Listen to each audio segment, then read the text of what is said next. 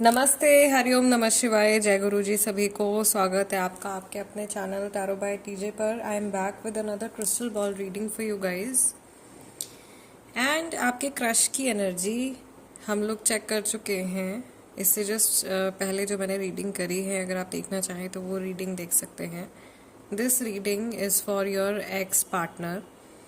अगर आप अपने एक्स पार्टनर की एनर्जी जानना चाहते हो, जिनसे आप अलग हो चुके हो, उनके थॉट्स, फीलिंग्स, इमोशंस इस समय पर आपके टुवर्ड्स कैसे हैं, then this is the reading for you.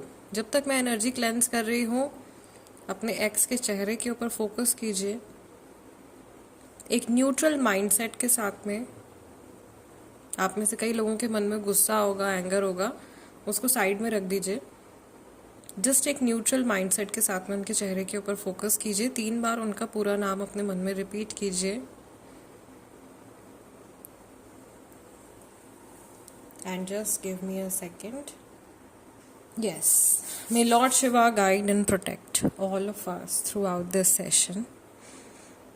Let's see, जिस व्यक्ति के बारे में आप सोच रहे हैं, सबसे पहली जो झलकी या सबसे पहली जो एक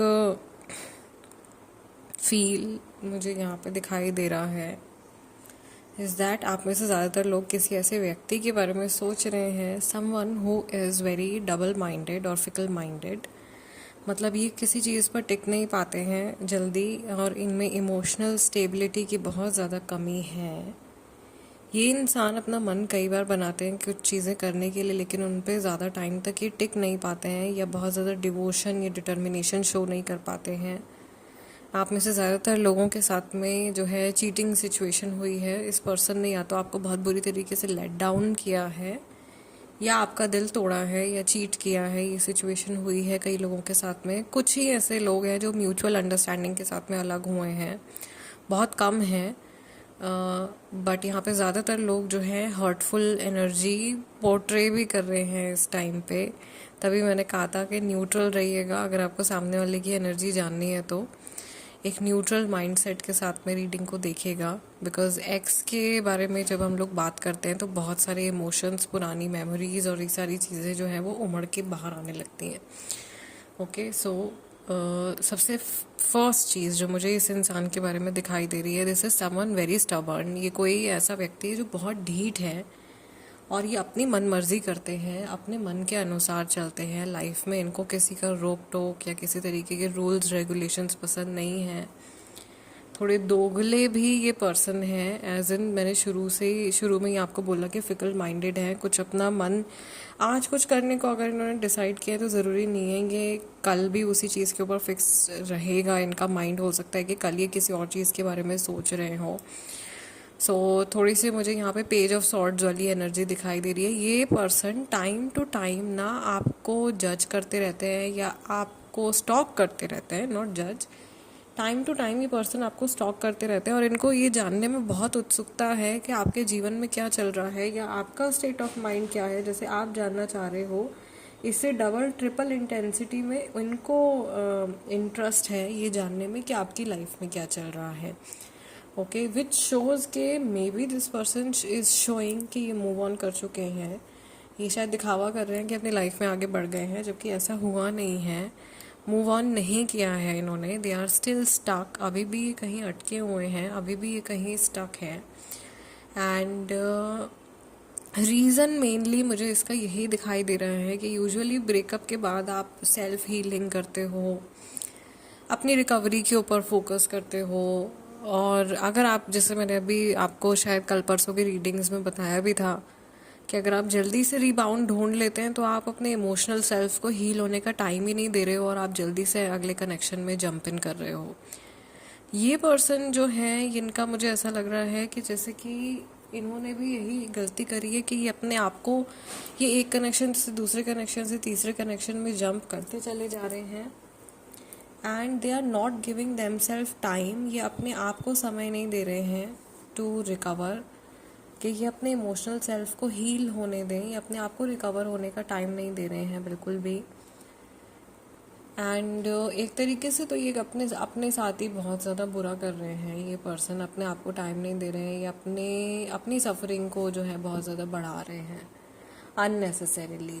मुझे यहाँ पे I don't know, I can see canopies, I can see forest area, trees दिखाई दे रहे हैं मुझे, समवन फ्रॉम माउंटेन्स, कोई ऐसा पर्सन जिनके आसपास में नेचर एलिमेंट बहुत ज़्यादा स्ट्रॉन्ग है, या ये कोई मेमोरी है जहाँ पे आसपास में नदी है, पहाड़ हैं, कुछ नेचुरल एलिमेंट्स बहुत ज़्यादा स्ट्रॉन्ग है, और some nature energy is very strong. Okay, ये आपकी लोकेशन हो सकती है, इनकी लोकेशन हो सकती है, ये कोई मेमोरी हो सकती है, ये हिंट आ रहा है क्योंकि मुझे जो झलकी यहाँ पे दिखाई दे रही है मैं शेयर कर रही हूँ आपके साथ में।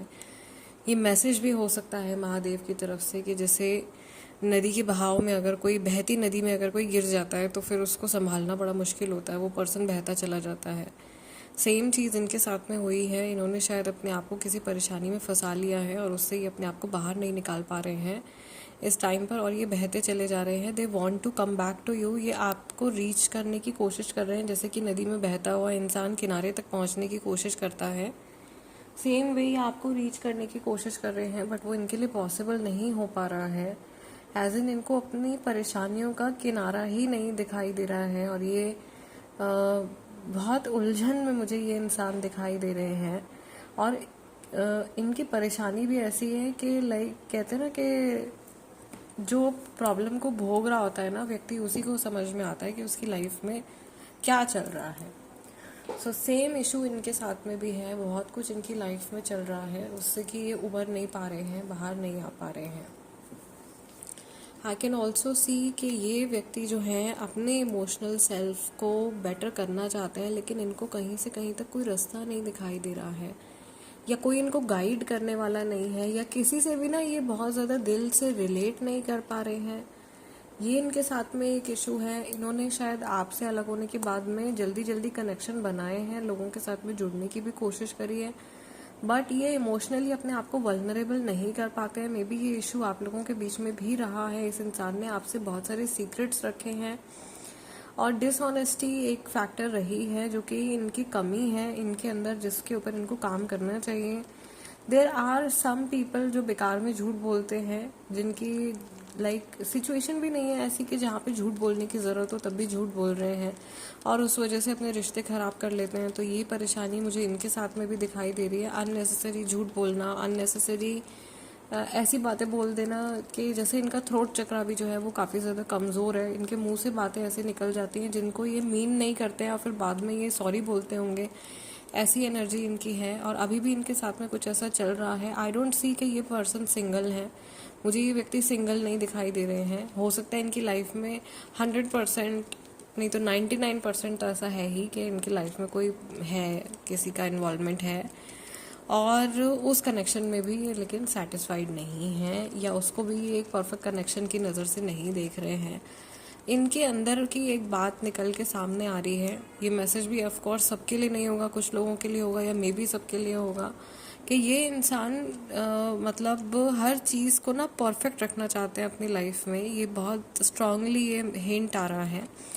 दे want to experience a very perfect connection, एक बहुत परफेक्ट कनेक्शन ये अपनी लाइफ में एक्सपीरियंस करना चाहते हैं, मैनिफेस्ट करना चाहते हैं, और अपनी कमियों को ये चाहते हैं कि इनके अंदर जो कमी है वो इनके पार्टनर पूरी कर दें समहाउ। तो ये दूसरे की कमज़ोरी या दूसरे की प्रॉब्लम्स को कभी भी खुले दिल से एक्सेप्ट नहीं कर पाते हैं, और इनको ऐसा लगता है कि इनकी लाइफ में जो भी व्यक्ति आए वो एकदम परफेक्ट होना चाहिए, उसमें 1% भी कोई खामी ना हो, जबकि अपने ऊपर काम करने के लिए ये व्यक्ति बिल्कुल भी तैयार नहीं है। तो इनमें फ्लेक्सिबिलिटी की कमी है, डेफिनेटली ये पर्सन फ्लेक्सिबल नहीं है, इनमें लैक ऑफ अंडरस्टैंडिंग है, काफ़ी ज़्यादा इमेच्योरिटी मुझे दिखाई दे रही है। ठीक है, बहुत ज़्यादा स्कोप है इस पर्सन को अपने ऊपर बहुत ज़्यादा काम करना चाहिए, और सिर्फ समझदार लोग ही अपने अंदर सुधार कर पाते हैं, क्योंकि सुधार करने के लिए भी आपको अपने ईगो को एक कोने में रख के ना सबसे पहले तो अपनी गलती को एक्सेप्ट करना होता है कि हाँ भाई मेरी यहाँ पे ये मिस्टेक है तो मुझे इसको इस तरीके से ठीक करना है। But this person is stuck in the loop of ego, और जहाँ ईगो है, कहते हैं ना, जहाँ अहम है, जहाँ अहंकार है, वहाँ ज्ञान नहीं हो सकता, हो ही नहीं सकता। वहाँ पे कोई तरक्की नहीं हो सकती, वहाँ एक्चुअल में कोई प्रॉस्पेरिटी और हैप्पीनेस नहीं हो सकती। वो आएगी भी एनर्जी तो वो थोड़े टाइम के लिए स्टे करेगी and then it will leave. Same चीज़ इनके साथ में होती है। इनकी खुशियाँ जो हैं वो बहुत टेम्पररी हैं, क्योंकि ये बाहर ढूंढ रहे हैं अपनी खुशियों को। सो ये इनकी एनर्जी है गाइस, जो अभी आज के टाइम में चल रही है। इस समय पर जब आप ये रीडिंग देख रहे हो, जो सबसे ज़्यादा स्ट्रॉन्ग इनकी एनर्जी निकल के आ रही है वो इस तरीके की है। फिलहाल आज की रीडिंग के लिए इतना ही। जाते जाते वीडियो को लाइक ज़रूर दे दीजिएगा एज एनर्जी एक्सचेंज। और अगर आप नए हैं, आपको मेरी रीडिंग्स पसंद आती हैं, आपके साथ में रेजोनेट करती हैं, तो सब्सक्राइब कर लीजिए। ऑल्सो सब्सक्राइब करने पर आप फ्री टैरो कार्ड रीडिंग भी जीत सकते हो, जिसका रिजल्ट जो है वो 1 या 2 नवंबर को मैं अनाउंस करूँगी through a video. So stay in touch, I will see you in next video. आप लोगों के लिए सेम टॉपिक पर मैं tarot card reading, Oracle card reading भी करूँगी। अगर आप देखने में इंटरेस्टेड हैं तो देख सकते हैं। बाकी मिलते हैं आपसे नेक्स्ट वीडियो में। टिल देन नमस्ते, टेक केयर, जय गुरु जी।